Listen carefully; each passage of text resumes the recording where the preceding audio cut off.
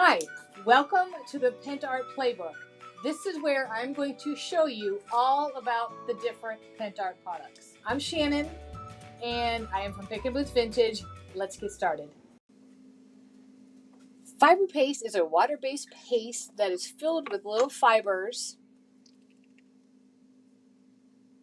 and it dries to a more porous handmade paper-like texture than, say, the modeling paste.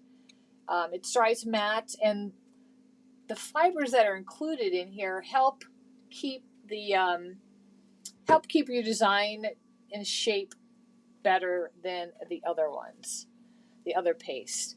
So you can see it still goes on the same way. You can just use a palette knife. You can run it through a stencil. You can create designs. The difference is it just has a more natural look.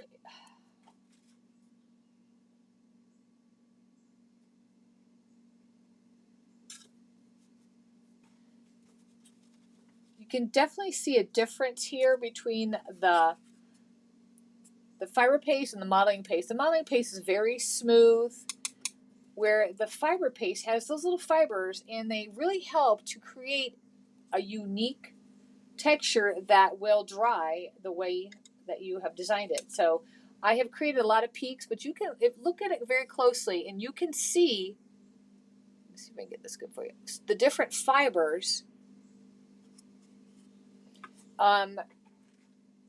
You can also, if you kind of just flatten it out, you can create a look that looks like old parchment paper, kind of like the old fibers that were in paper.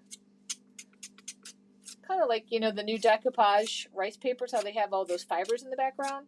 So you can definitely create a look that looks like old vintage paper.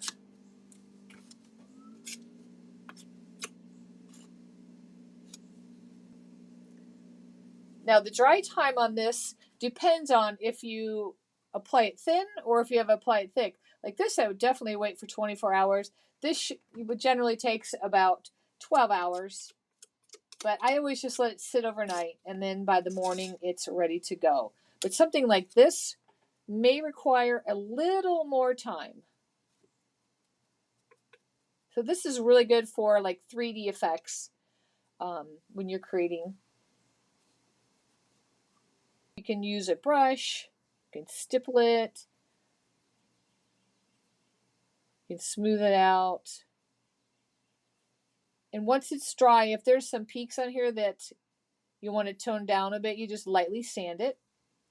But again, it's just a different paste with some different features. It has those actual pieces of fibers in there that is more sturdy to help hold your design. Let's tint some with some mica powder. So we're going to take a little bit of this, put it in here. Actually, we can do it right here.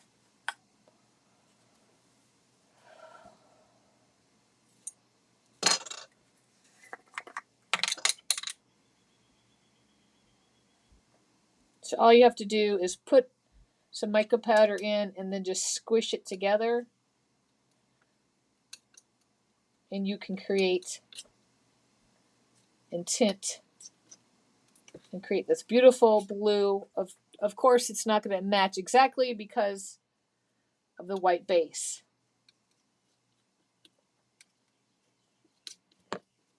So once I get this all mixed up, I can do the same thing. I can just come on here.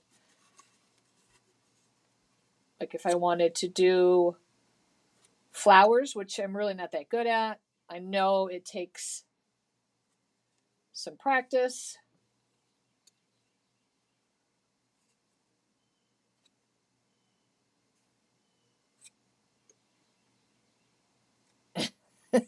So there's my attempt at a flower. But you can see with the fibers, it just gives it a more natural, more natured look. So, and then I'm going to take a little bit of white and just stick it right in the middle. There we go. You can see how much texture you can create with the fibers, because the fibers helps it all create. So when I was pulling it up and down with the palette knife, it really pulled up and made layers. It's really good for making flowers. Please don't judge my flowers. I'm not the best at it. It does take some practice. And then here, I just used a palette knife to make it thin, so if I were to use like a light cream, it would look like parchment paper. With a fiber paste, if you feel like it's too pointy, you can take a little sander and you can just sand off the pointy edges.